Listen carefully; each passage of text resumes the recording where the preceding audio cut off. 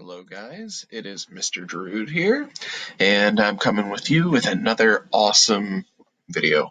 So this video, guys, today is going to be looking at Section 1, Chapter 1 outline. So this is going to be the first section only of Chapter 1.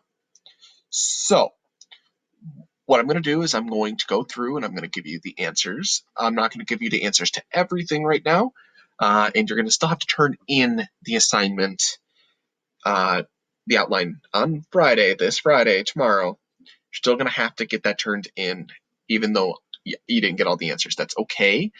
We're going to grade it nicely. I understand some of you may have got stuff wrong because we don't have a book. Speaking of books, we still don't know when we're getting any. Again, we will let you know. All right, so starting off with Part A of Section 1, it is government and state, and it's the definition of a government and a state. So the first part, governments have these three main powers I'm about to discuss. Governments, no matter what type of government it has legislative power, which is the power to make laws. They have executive power, which is how they carry out the laws, and judicial power. Judicial power is the right to interpret the meaning of the laws. So every government has these. They make laws, they carry out the laws, and they understand the meaning of the laws. And it is super important that you guys know this. Okay? So that is this part right here. So you guys got the part A, you got the first one. Now, A number 2. So A number 2 is talking about the state. A state is a group of people living in a territory with recognized borders and a government that has sovereignty within its territory. Now, there's some bigger words in here like sovereignty, and I don't want you guys looking at this too complicated. I don't want you guys overthinking this, okay? State, think of a state as a country. Think of it like the United States is a state. United Kingdom is a state. Mexico is a state. Brazil is a state. A state, there are 4 main characteristics of a state, which we will cover in our additional notes. But we talked about it here. It needs territory. It needs a government. It needs sovereignty. And it does need people. But we will cover that more in our additional notes. So this is what a state is. We will cover that more in a little bit in my next video. Now, part B. Now, that was the first part of Section 1. Now, the second part of Section 1 is part B. Is the political ideas and the purpose of government. There are 4 main theories to government and how government was formed, or how government is ruled, or not really ruled, but government is functions, how it is functions, and how they function. So the first theory is called the force theory.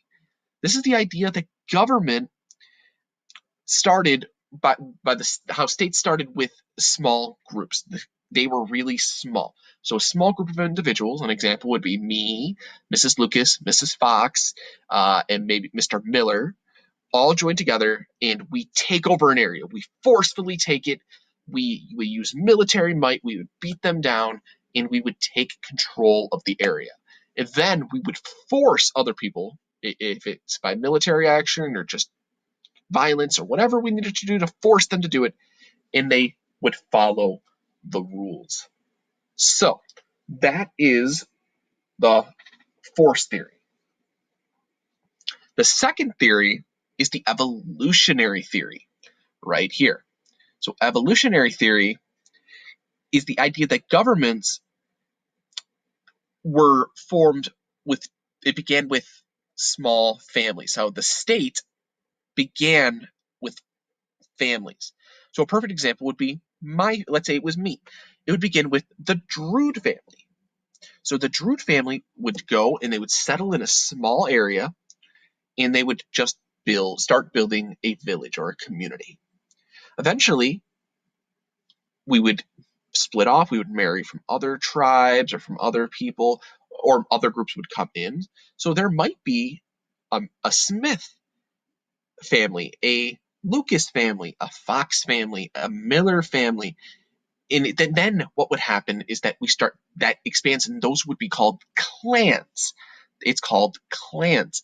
And then the clans would get so big, it would become tribes. And then it would become even bigger, create cities. And that's how, so the evolutionary is, it started small with the family. So the family right here, it started small, but it grew bigger.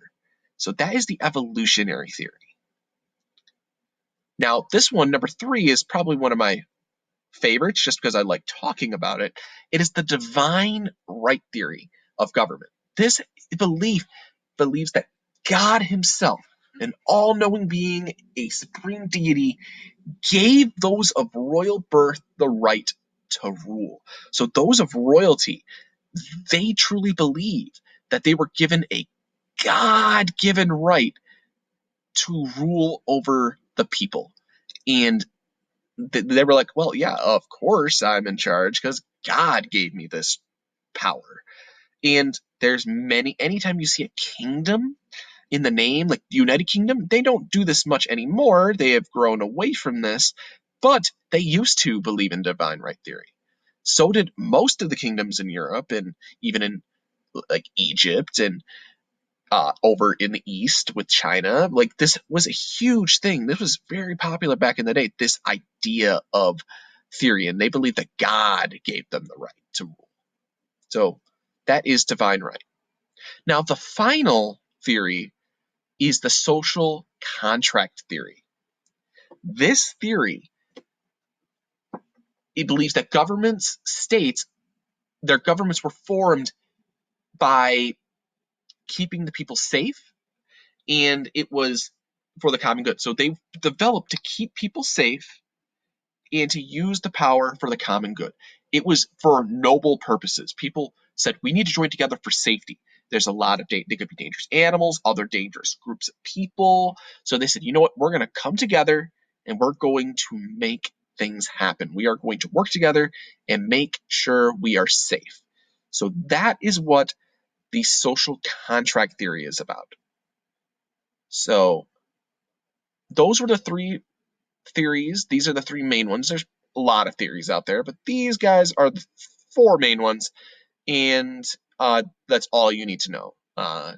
Very simple, to the point. It's all right here. The last part of section 1, it talks about the preamble. The preamble of the Constitution outlines the purposes of the U.S. government.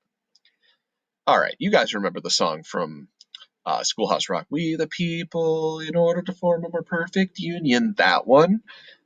That one, guys, the best way for me to describe what the preamble is think of a paper. I know all of you have written a lot of papers in school. I have written a lot of papers in school.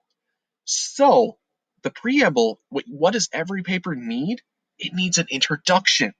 So the preamble is the introduction to our Constitution. It lays out step by step by step our what our Constitution is going to say. Hey, this Constitution is going to talk about A, it's going to talk about B, it's going to talk about C.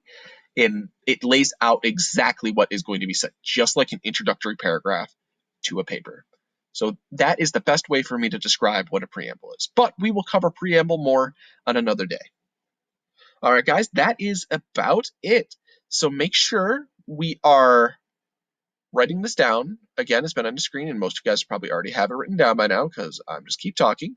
But it's good to have you, if you've listened through this entire video, to get a better idea of what each one of these means.